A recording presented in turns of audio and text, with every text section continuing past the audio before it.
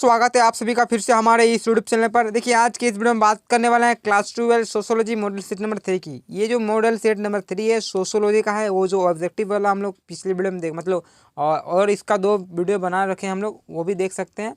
और देखिए जो एक सेट आपको छूट रहा था सोशोलॉजी का शर्मा गेस पेपर से, वो मैं बना दे रहा हूँ। तो इस प्रकार से देख लेते हैं। सेट 3 का पहला जो प्रश्न पूछा जा रहा है कि उराव राज्य, ठीक है, के निवासी हैं। जो उराव है ना, वो डैश राज्य के निवासी है। कहाँ के निवासी है, किस राज्य में उराव जाति के लोग रहते हैं? वो झारखंड में रहते हैं। तो ऑप्शन नंबर आपको 2 दिख रहा होगा, झारखंड, यहाँ उराव रहते हैं। क्लियर। अब बात कर लेते दूसरा प्रश्न की। देखिए प्रश्न में पूछा जा रहा है कि किसने परिभाषित किया जाति एक वन्य वर्ग है। ठीक है, ये जो जाति एक वन्य वर्ग है किसने कहा? वो कहे थे मजूमदार जी, मजूमदार एवं मदन। यानी कि जो आपका ऑप्शन नंबर ए दिखाई दे रहा है 2 का, वो सही उत्तर हो जाता है। अब बात कर लेते हैं आपको जो तीसरा प्रश्न दिया हुआ है कि कौन सी भारतीय समुदाय की सर्वप्रथम विशेषता है। तो भारतीय समुदाय की सर्वप्रथम विशेषता क्या है? वह है वर्ण व्यवस्था। वर्ण व्यवस्था हो जाता है आपका। जो ऑप्शन नंबर ए दिखाई देगा वर्ण व्यवस्था आपका हो जाता है। इसी प्रकार हम लोग चौथा प्रश्न को देख लेते हैं। देखिए प्रश्न जो पूछा जा रहा है कि नगरीय समुदाय की कौन सी विशेषता है? जो नगरीय समुदाय है इसकी विशेषता है। तो इसकी जो विशेषता अगर बात कर सकते हैं तो इस स्त्रियों की उच्च प्रगति, ये भी हो जाता है। और क्या होता है? जनसंख्या का अधिक महत्व और व्यक्तिवादिता। यानी कि ऑप्शन में से जो आपका 4 दिखाई दे रही है सभी के सभी आपका सही उत्तर हो जाता है। अब बात कर लेते हैं पांचवा जो प्रश्न पूछा जा रहा है।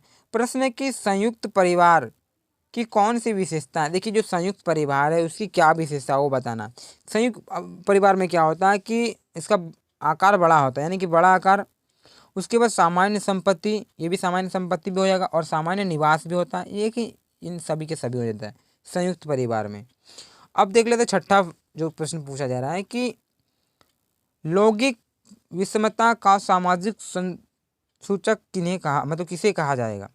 तो जो आपको ऑप्शन में ये दिखा दे रहा है घरेलू हिंसा, ये आपका हो जाता है सही उत्तर।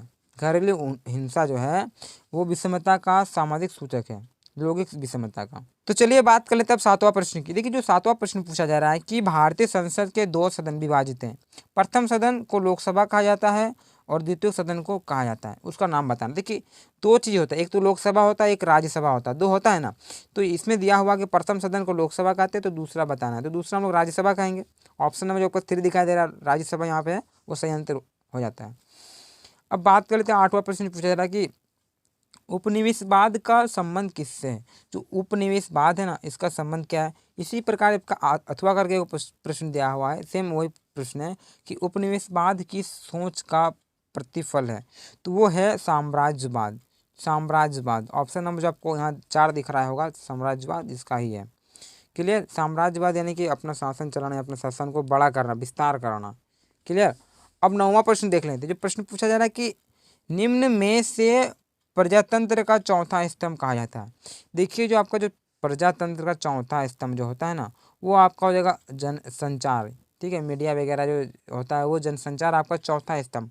और प्रथम द्वितीय यानी कि कार्यपालिका, न्यायपालिका, ठीक है, इस प्रकार से आपका जो भी रहते हैं ये सब स्तंभ है। तो चौथा जो स्तंभ है आपका वो जनसंचार हो जाता है। ये आपका हिंदी इलेक्टिव में भी प्रश्न जो अभिव्यक्ति माध्यम है ना, उस सब से भी आया था, तो याद रखिएगा चौथा स्तंभ मीडिया को, जनसंचार को, ये सब को कहते हैं।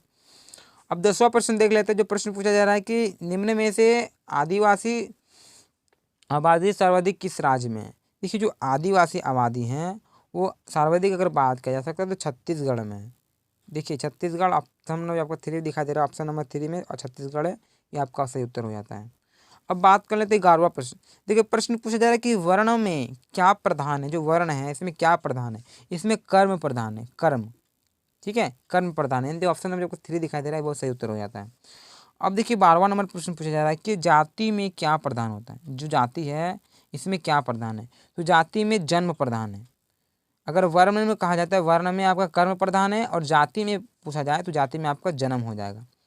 क्लियर। अब बात कर लेते हैं 13वां प्रश्न। देखिए प्रश्न क्या है कि द इंडियन विलेज कम्युनिटी के लेखक कौन है? ये जो है द इंडियन विलेज कम्युनिटी, इसका जो लेखक आपको बताना है। तो इसके जो लेखक है आपको देखिए ऑप्शन नंबर 3 में दिखा देगा पोवेल, आपका सही उत्तर हो जाता है। जो पोवेल है इनका ही एक इनका लेखक है, मतलब कि the Indian village community. Clear. अब बात कर लेते हैं आपका 14वां नंबर प्रश्न। प्रश्न पूछा जा रहा है कि पर संस्कृति ग्रहण का संबंध है, तो पर संस्कृति का ग्रहण का संबंध है ऑप्शन नंबर ए आपका दिखा दे रहा है श्वास से। क्लियर। अब बात कर लेते हैं 15वां प्रश्न। देखिए 15वां प्रश्न क्या पूछा जा रहा है कि बलवंत राय मेहता समिति की अनुशंसा किसके संबंधित है। जो बलवंत राय मेहता समिति है इसका अनुशंसा किससे संबंधित है, तो आपका ऑप्शन नंबर जो आपका ए दिखाई दे रहा है अल्पसंख्यक से, यानी जो बलवंत राय मेहता समिति है वो अल्पसंख्यक से संबंधित है, यानी ऑप्शन नंबर ए आपका सही उत्तर हो जाता है। 16वां प्रश्न देख लेते हैं।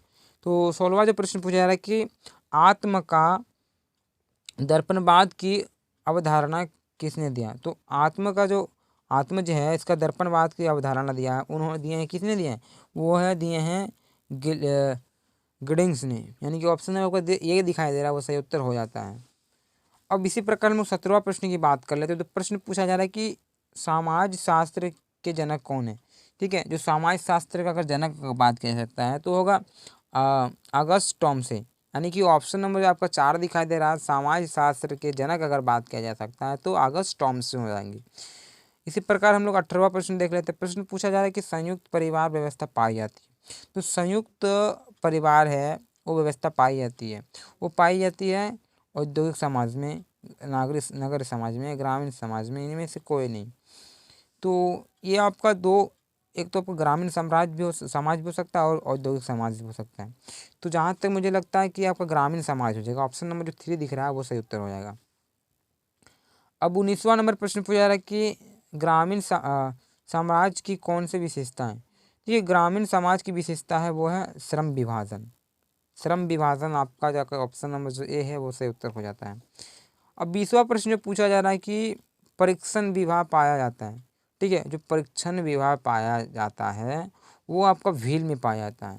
ठीक है, भील। ठीक है, ये आपका क्लियर हो जाता है। अब देख लेते हैं 21वां प्रश्न पूछा जा रहा है कि ग्रामीण एवं नगरीय समुदाय को पृथक करने का प्रथम आधार क्या है। तो प्रथम अगर आधार की बात किया जा सकता है तो व्यवसाय की प्रकृति, यानी कि ऑप्शन नंबर जो आपका ए 3 दिखाई दे रहा है, या देखिए व्यवसाय की प्रकृति आपका सही उत्तर हो जाता है। अब बात कर लेते हैं 22वां प्रश्न की। देखिए प्रश्न में पूछा जा रहा है कि असहयोग आंदोलन की पृष्ठभूमि तैयार करने में निम्न में से कौन सा कारण महत्वपूर्ण रहा हो। जो असहयोग आंदोलन हुआ था, सहयोग नहीं करना अंग्रेजों का, तो क्या मतलब उसका कारण था, महत्वपूर्ण कारण वो आपको बताना है। सबसे पहला ऑप्शन दिया हुआ खिलाफत आंदोलन, जालियांवाला बाग हत्याकांड, रॉलेट एक्ट। तो ये जो आपको ऑप्शन दिए हैं ये सभी के सभी हो जाएंगे। कैसे, क्योंकि असहयोग आंदोलन कब हुआ था, सबसे पहले तो रॉलेट एक्ट आया था। अब इसका विरोध में जब रॉलेट एक्ट 1919 में आया था, जिसे काला कानून भी कहा जाता है, तो इसके आने के बाद क्या होता था कि बहुत व्यक्तियों को बंदी बना लिया था, वो भी बिना जांच पड़ताल के किसी को भी जेल में डाल सकता था। तो इसी का विरोध प्रदर्शन करने के लिए जालियांवाला बाग में कुछ लोग इकट्ठा हुए थे। अब यहाँ पर जनरल डायर ने क्या किया, अंधाधुंध गोली चलवा दी। तो ये घटना हो गया जालियांवाला बाग हत्याकांड। ये 13 अप्रैल 1919 में हुआ था जालियांवाला बाग हत्याकांड। उसके बाद खिलाफत आंदोलन की अगर बात करें तो ये भी हुआ था आपका 21 में। ठीक है, तो इन सभी के लिए असहयोग आंदोलन हुआ था कि जब रॉलेट एक्ट को देखा गया, ये काला कानून लाया गया, फिर जालियांवाला बाग हत्याकांड होगा, इस तरह से घटना हुई। तो इसको देखते हुए महात्मा गांधी ने क्या किया, एक आंदोलन चलाया, इसका नाम था असहयोग आंदोलन, यानी कि अंग्रेजों को सहयोग नहीं करना, यानी कि उसका कोई भी वस्त्र वगैरह कुछ भी सामान को खरीदना नहीं है, कोई भी किसी प्रकार का सहयोग नहीं करना, बस यही था आपका। तो ऑप्शन आपका 4 सही उत्तर हो जाता है। अब बात कर लेते 23वां प्रश्न की। देखिए प्रश्न पूछा जा रहा है कि जाति के आधार पर जनगणना किसने शुरू की। यानी जाति के आधार पर अगर जनगणना की बात की जा सकती है तो हर्बर्ट रिजले ने किया था। ठीक है, हर्बर्ट जो रिजले हैं इन्होंने किए थे। तो ऑप्शन नंबर आपका 2 सही उत्तर हो जाता है। अब बात कर लेते हैं अगला 24वां प्रश्न की। तो प्रश्न पूछा जा रहा है कि सामाजिक संरचना का विचार देने वाला पहला जो समाजशास्त्री कौन थे। तो पहला जो समाजशास्त्री थे वो थे स्पेनेसर, यानी कि ऑप्शन नंबर आपका ए दिखाई दे रहा स्पेनेसर, ये आपका सही उत्तर हो जाता है। अब बात कर लेते हैं 25वां प्रश्न की। देखिए प्रश्न पूछा जा रहा है कि ग्रामीण समुदाय को नगर समुदाय से पृथक करने का मुख्य आधार क्या है। जो ग्रामीण समाज है इसको नगर समुदाय, तो ग्रामीण समुदाय को नगर समुदाय से पृथक करने का मुख्य आधार है वो है आपका व्यवसाय प्रकृति, यानी कि ऑप्शन नंबर आपका ए दिखाई दे रहा है वो सही उत्तर हो जाता है। अब देख लेते हैं हम लोग 26वां प्रश्न। देखिए प्रश्न क्या है कि निम्न में से भारत के किस राज्य में ईसाइयों की संख्या सर्वाधिक है? जो ईसाई है ना उसका संख्या कहाँ पे, ईसाई मतलब ये नहीं देखें ईसा मसीह लोग, ईसा जिस उन लोग को धर का कोई चिन्ह होता है, ये प्लस वाला चिन्ह होता है। देखिएगा एक व्यक्ति को यहाँ पर क्या होता है कि ईसाई मसीह को यहाँ पर टांग दिया जाता है, इस तरह प्लस क्रॉस का चिन्ह रहता है, वो लोग का प्रतीक चिन्ह होता है, अच्छा माना जाता है। तो इस प्रकार से क्रॉस टाइप का रहता है ना, वही जो लॉकेट पहने हुए रहते हैं वही लोग ईसाई लोग होते हैं। तो जो सबसे ज़्यादा वो ईसाई है ना वो किस राज्य में है वो आपको बताना है। तो वो अधिकतर केरल राज्य में है। जो केरल आपका जो इस तरह नीचे साइड पड़ता है, ये भारत का मैप अगर बनाया जा सकता है तो इस जो यहाँ पे पड़ेगा वो आपका केरल पड़ जाएगा। तो यहाँ पे अधिकतर ईसाई लोग रहते हैं। क्लियर। अब अगला बात कर लेते, साथ ही प्रश्न पूछा जा रहा है कि माता पिता नातेदारी के किस श्रेणी में आते हैं? जो माता पिता है वो नातेदारी के किस श्रेणी में आते हैं? वो आते हैं प्राथमिक श्रेणी में। तो ऑप्शन में आपका ए दिखाई दे रहा है, वो सही उत्तर हो जाता है। अब लोग 28वां प्रश्न की बात की जा सकती है। तो प्रश्न पूछा जा रहा है कि निम्नांकित में से जाति व्यवस्था की एक मौलिक विशेषता नहीं है। तो देखिए आप क्या बोल रहे हैं कि मौलिक विशेषता नहीं है किसका, जाति व्यवस्था का, तो वो नहीं है सामाजिक गतिशीलता की, यानी कि ऑप्शन नंबर आपको 3 दिख रहा है, आपको सही उत्तर हो जाता है। अब बात कर लेते हैं अगला प्रश्न की। तो प्रश्न पूछा जा रहा है कि प्रभु जाति की अवधारणा किसने प्रस्तुत की? तो वो किए थे एम.एन. श्रीनिवास ने, यानी कि ऑप्शन में आपको 4 दिखा दे रहा है, एम.एन. श्रीनिवास आपका सही उत्तर हो जाता है। अब बात कर लेते हैं अगला प्रश्न की। तो प्रश्न पूछा जा रहा है कि ग्राम पंचायत में महिलाओं के लिए कितने प्रतिशत स्तर आरक्षित किए गए हैं? तो ग्राम पंचायत है, इसमें महिलाओं के लिए कितना आरक्षित मिला है, कितना प्रतिशत? वो है 33%, यानी कि 33% मिला है आरक्षित, 33%। अगला देख लेते हैं 21वां प्रश्न पूछा जा रहा है कि निम्न में से कौन एक संस्था है? ये 4 है ना, इन चारों में से कौन सा एक संस्था है आपको बताना है। तो एक विवाह हो जाता है संस्था, यानी ऑप्शन नंबर आपका 3 दिख रहा है वो सही उत्तर हो जाता है। गांव राष्ट्र विवाह किसान संघ विवाह सही उत्तर हो जाता है। चलिए अब बात कर लेते हैं 32वां नंबर जब प्रश्न पूछा जा रहा है कि आत्मा का दर्पणवाद की अवधारणा किसने दी? तो आत्मा का दर्पणवाद का जो दिए थे वो दिए थे कौन? C.S. फुले, या तो फिर ऑप्शन नंबर ए दिखा दे रहा है ये। तो ऊपर में हम लोग क्या पढ़े, हम लोग ए पढ़े थे ना। देखिए आपको मैं प्रश्न दिखा रहा हूँ यहाँ पे, अभी मैंने पढ़ा आत्मवाद का जो अभी दिखा दे रहा हूँ मैं, देखिए है ना, देखिए है ना गिडिंगसन, यानी कि देखिए 1-2 ऑप्शन भी गलत होता है, तो इस प्रकार से वहाँ भी वही उत्तर हो जाएगा। अब फूले जी होंगे तो अलग बात है, तो आपका ऑप्शन नंबर ए सही उत्तर हो जाता है। चलिए अब बात कर लेते हैं अगला 33वां नंबर की। देखिए 33वां जो प्रश्न पूछा जा रहा है कि भारतीय संविधान के किस अनुच्छेद द्वारा लोकसभा में अनुसूचित जाति एवं जनजाति के सदस्यों के लिए स्थान आरक्षित किया गया है? तो वो किया गया था 340 जो अनुच्छेद है ना, 330 में, 330 में अनुच्छेद जो 330 है इसमें किया गया है। तो इस प्रकार से अब 34वां प्रश्न देख लेते हैं। प्रश्न पूछा जा रहा है कि निम्नलिखित में से कौन मतलब जनजाति नहीं है? तो 4 ऑप्शन दिया है, वो आपका कौन नहीं है देख ले। 2 यहाँ पे दिया हुआ, मुंडा भी है, गोप भी है, तो यहाँ कट रहा है, तो कोई बात नहीं, जो ऑप्शन नंबर देखिए आपका 2 हो जाता है यहाँ पे, गोप ये नहीं होगा। क्लियर। अब बात कर लेते हैं आपका 35वां प्रश्न की। देखिए 35वां नंबर जो प्रश्न पूछा जा रहा है कि चाची नातेदारी के किस श्रेणी में आता है?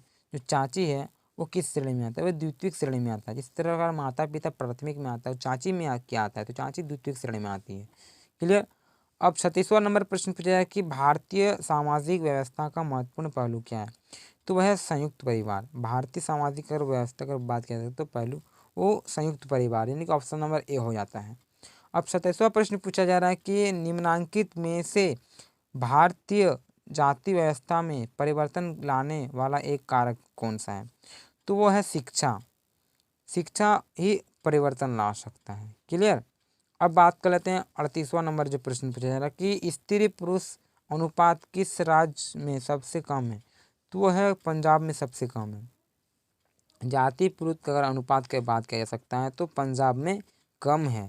पंजाब की महिलाओं को देखें किस तरह ट्रैक्टर चलाती है, देखे हैं ना, मूवी में देखिएगा। अब इसी प्रकार हम लोग 39वां नंबर प्रश्न की बात कर लेते हैं। तो ये प्रश्न पूछा जा रहा है कि भारत पहला देश है जिसने डैश में अपनी संख्या नीति को घोषित की।